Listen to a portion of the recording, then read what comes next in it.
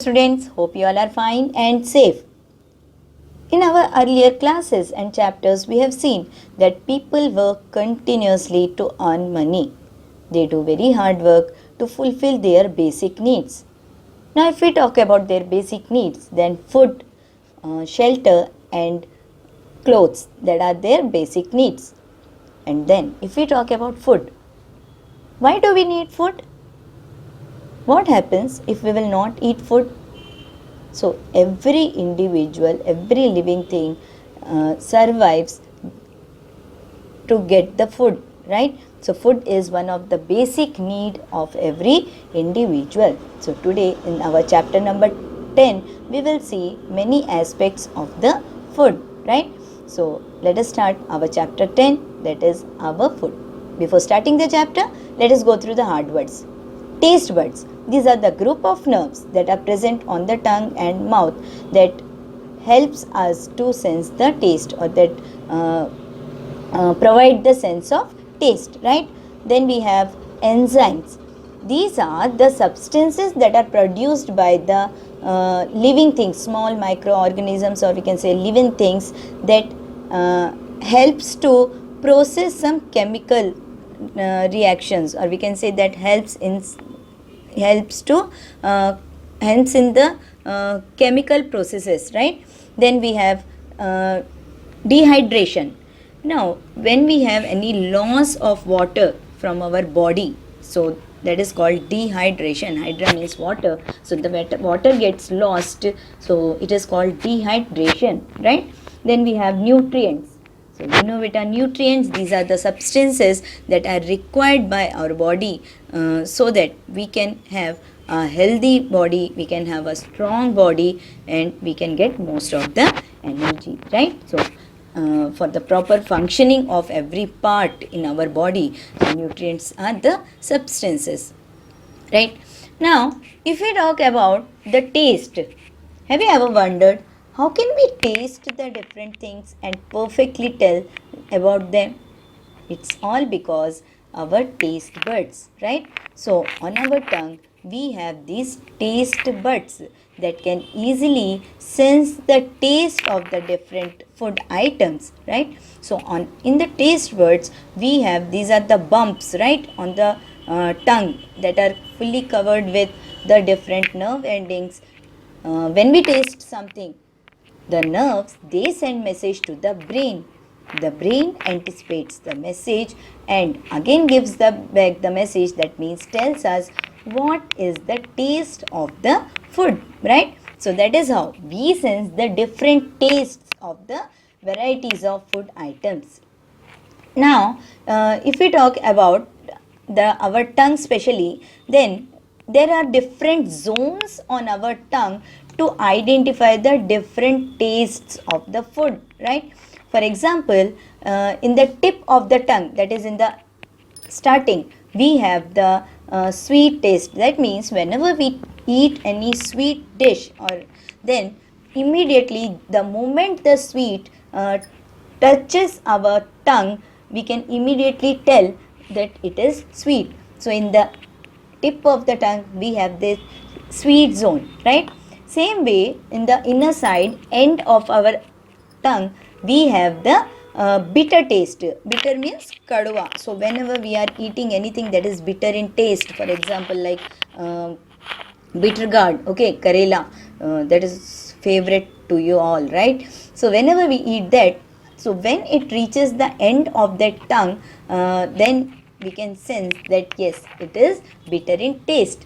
Same way, in the both the sides of the tongue, we have this sour taste. Sour means khatta. So when we eat anything that is too much khatta, then immediately it acts with the taste buds on both sides of the tongue, they becomes active and they gives the message, and we gets the message that yes, it is sour in taste, right beta? So that is how we can taste the different food items with the help of our tongue. So in your earlier classes, you have only learned that yes, tongue is the sense organ, but now hope you have understood how the tongue helps us to taste the different food items, right? Now, how does this digestion actually begin? So whenever we eat any food, we know that it enters into our mouth through and to our stomach and then comes out. So how the food that we are eating, what happens to the food that we are eating reaches to our stomach, what are the process that takes place. So it's a very long system, so that is also called digestive system. So just we will discuss few things. You have already learned about digestive system in your earlier classes.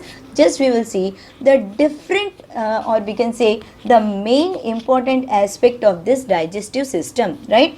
So what happens actually when we eat our food? So we know beta, the food whatever we are eating, it is in the complex form, it is in the hard form, right? So whenever we eat the food, our teeth helps to chew the food so that the food can be changed into simple form and it can become very soft. Okay, so for that we chew the food, right? After that there are some salivary glands in our throat, right, that produces saliva, now saliva contains some enzymes. These enzymes, they break the food into simpler form, that is called glucose, right? So when we eat the food, the saliva in our mouth, it combines with the food and changes the food into semi-solid form, right? So when we eat the food, it is in the solid form. After chewing it, it becomes like a paste, and then the saliva, with the help of the saliva, the food becomes into the semi-solid form, right, like a paste, so that it can easily enter into our body through the food pipe and it can go into the stomach, right? So if we see, digestion means what? Changing the complex food into simple form, right, that can be easily digested. So the digestion starts from the mouth itself with the help of our teeth and saliva, and this saliva is produced by salivary glands. Saliva contains enzymes. These enzymes, they break the food into simpler form, that is called glucose, right?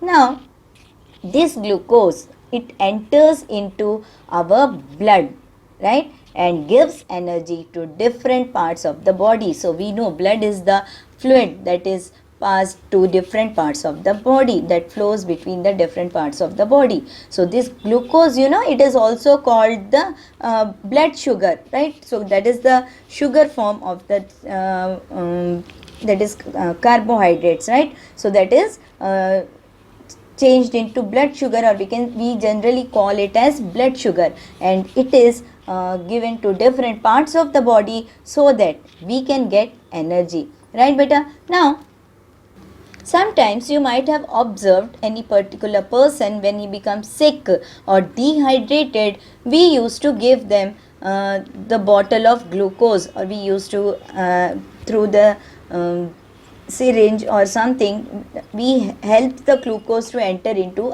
there in his body. Why?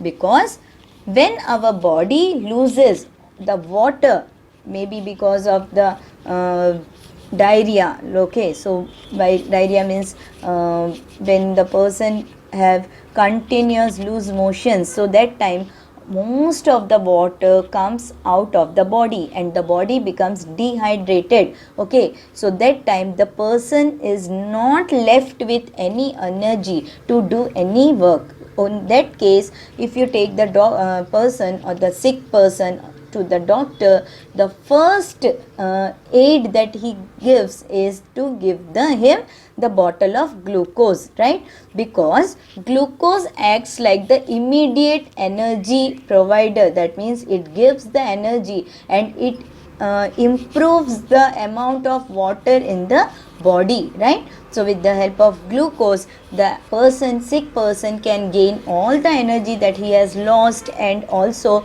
it helps to maintain the temperature of the body by improving the amount of water in the body. So you might have observed that during the summer vacations, when you watch these TVs and ads, they show many ads based on this glucose, right? Glucon D and A and O. So this is what, this is all to improve the water content in our body, because generally during the summers under the hot sun, or because of this hot temperature and weather, our body loses lot of water in the form of sweat. So that time this glucose gives us lot of energy and improves the water quantity also in our body. So that is what about the glucose. Now students, it's very important for us to always maintain a balanced diet. Now what do you mean by a balanced diet? Like, you eat food, right?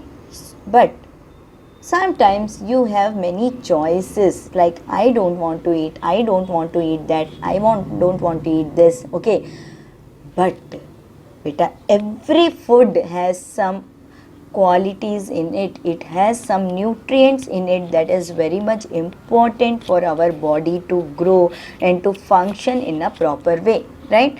So a balanced diet is the diet that contains all the nutrients in the proper quantity, in the proper amount, so that our body can function in the proper way.